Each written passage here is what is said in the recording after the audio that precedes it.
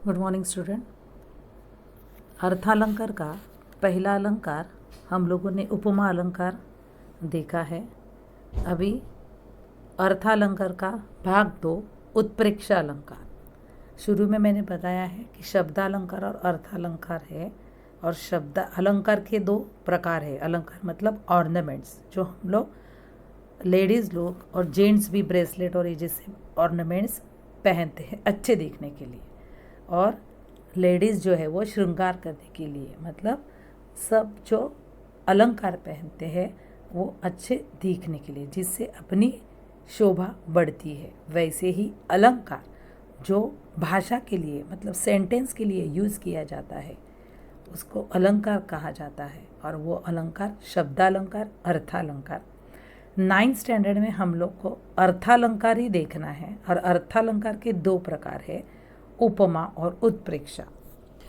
Page text book, Marathi text book page number 5, अक्षर Bharti 9th standard का जो मराठी टेक्स्ट बुक है उसमें पेज नंबर 5 पे तुम लोग को ये अलंकार, और 11 पेज नंबर 5 और पेज नंबर 11 पे उपमा और उत्प्रेक्षा के अलंकार के बारे में इन्फॉर्मेशन दी है।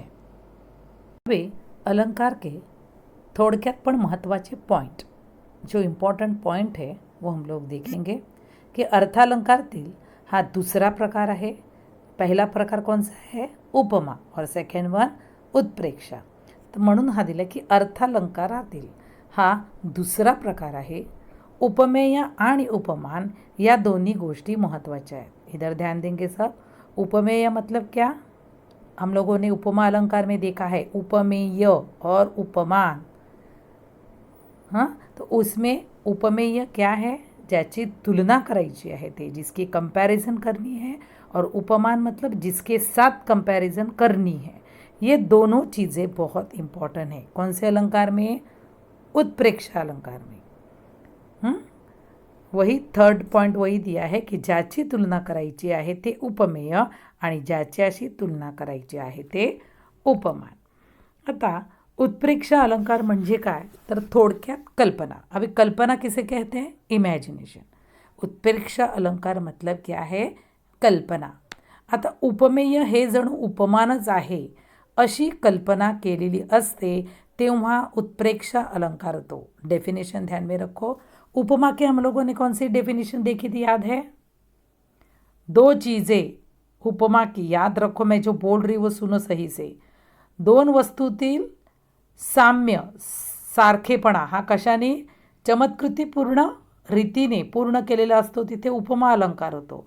और उत्प्रेक्षा के लिए क्या डेफिनेशन है की उपमेय जणू उपमानच आहे अशी कल्पना केली जाते तेव्हा उत्प्रेक्षा अलंकार होतो। अभी दोनों डेफिनेशन अगर हम लोग को याद नहीं रहती है, फिर भी मैंने तुम लोग को उसके लिए भी ट्रिक बताई थी। उपमा अलंकार ध्यान रखने के लिए क्या ट्रिक बताई थी? उपमा के जो इसमें दिए हैं कि या अलंकारामध्ये उपमा अलंकारामध्ये सम, समान, सारखे, वाणी, जैसे, तैसे, प्रमाण, सदृश्य असे 9 वर्ड थे। परी 9 वर्ड, वो 9 वर्ड ध्यान रखो। अगर वो वर्ड कौन से भी सेंटेंस में आते हैं तो वो उपमा अलंकार है। वैसे उत्प्रेक्षा अलंकार के लिए क्या है? जणू, जणू, काय, जेवी, गमे, भासे, वाटे, की, तसे, जसे। कितने वर्ड्स है देखो? जणू, काय, 3 जेवी, 4 गमे, 5 भासे,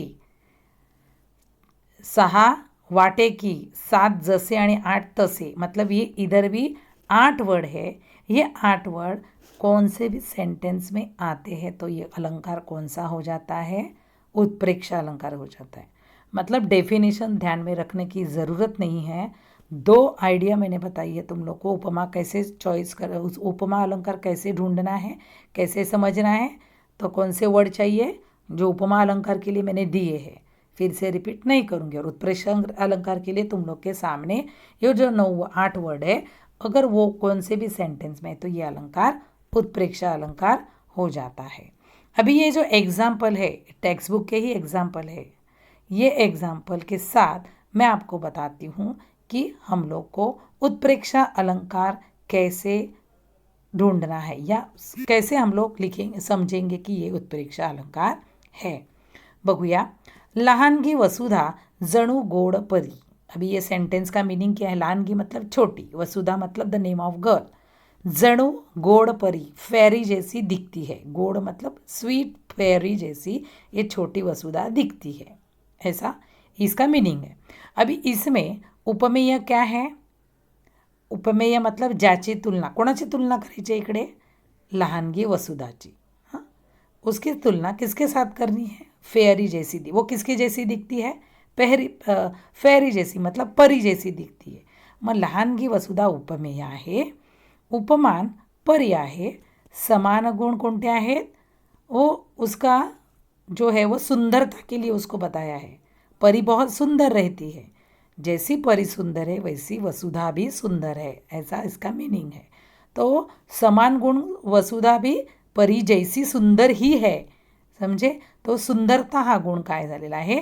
समान गुण आहे। आणि साम्यवाचक शब्द काय आहे? जणू। अभी मैंने बताया है कि जणू, गमे, भासे, वाटे ऐसे जो वर्ड है जो लाइन में जिस सेंटेंस में आते हैं उसे उत्प्रेक्षा अलंकार कहा जाता है। समझ में आया? फिर सेकेंड एग्जाम्पल देखेंगे। हा आंबा जणू काय साखरच वाटेल तुम्हाला। ये भी एग्जाम्पल अपने टेक्स्ट बुक में भी है। आता काय सांगितले? हा आंबा जणू काय साखर वाटेल तुम्हाला। आंबा मतलब आम, साखर मतलब शुगर। अभी उपमेय क्या है? उपमेय मतलब कोणाची तुलना करायची है। किस हम कौन सी चीज़ के बारे में बता रहे हैं? आंबा। आणि तुलना कशासाठी केलेली आहे? आंबा कैसे लगता है? स्वीट कैसे किसकी तरह है? साखर। हां, तर आंबा हा साखरेप्रमाणे गोड आहे। समान धर्म काय आहे? गोड, उसका गोडवा। साखर शुगर जो मीठी रहती है। आणि साम्यवाचक शब्द काय आहे? जणू काय। ये जणू काय वर्ड है, इसलिए ये अलंकार कौन सा है? उत्प्रेक्षा अलंकार है। एग्जाम्पल नंबर नेक्स्ट थर्ड देखेंगे। आईचे प्रेम म्हणजे सागरच जणू। आईचे प्रेम म्हणजे सागरच जणू। आता इकडे उपमेय काय आहे?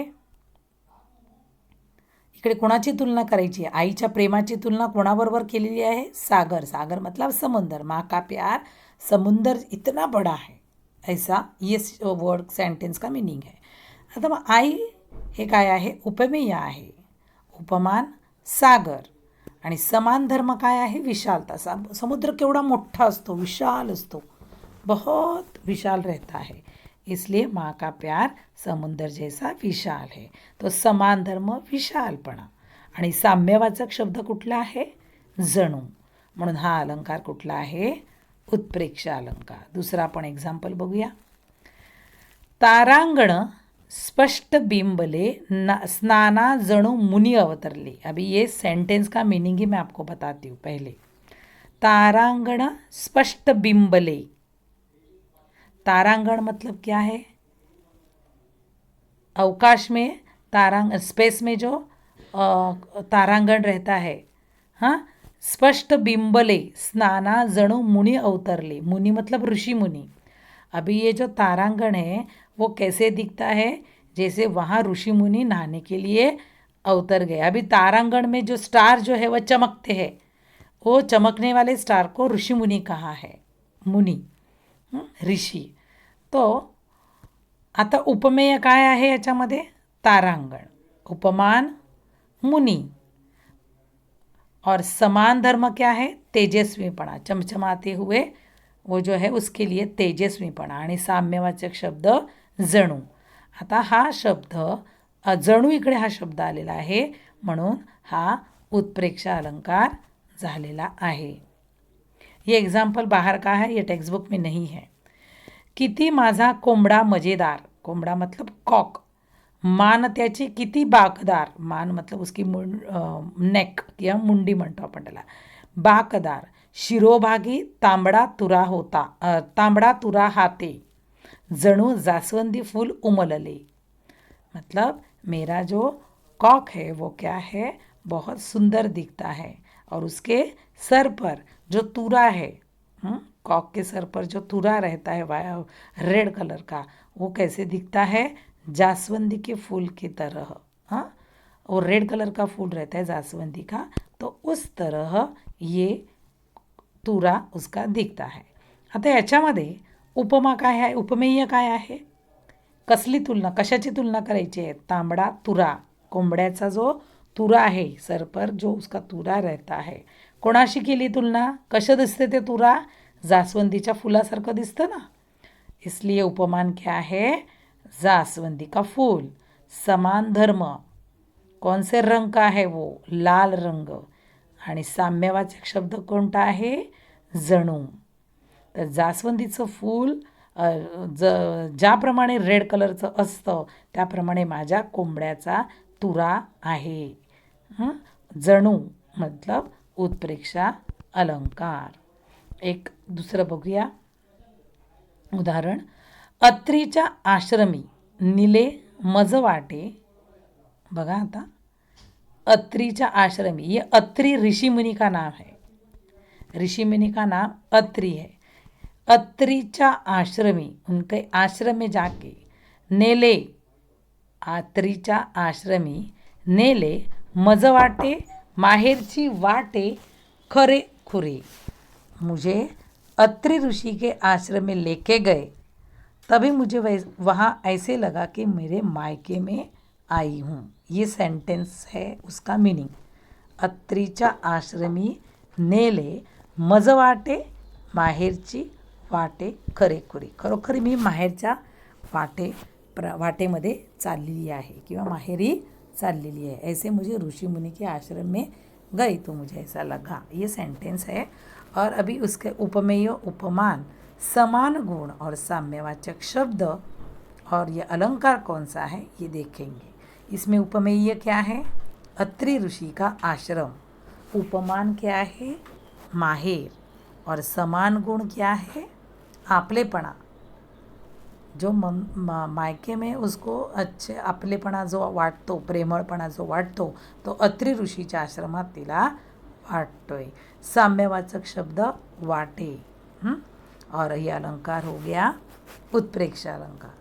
अभी उपमा और उत्प्रेक्षा, इन दोनों अलंकार के मैंने बहुत सारे एग्जाम्पल आपको दिए हैं. लेकिन एग्ज़ाम में क्वेश्चन कैसे पूछा जाता है वो मैं आपको बताती हूँ.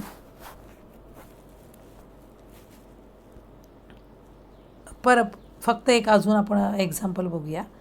ये एक टेक्स्टबुक का एग्जाम्पल है.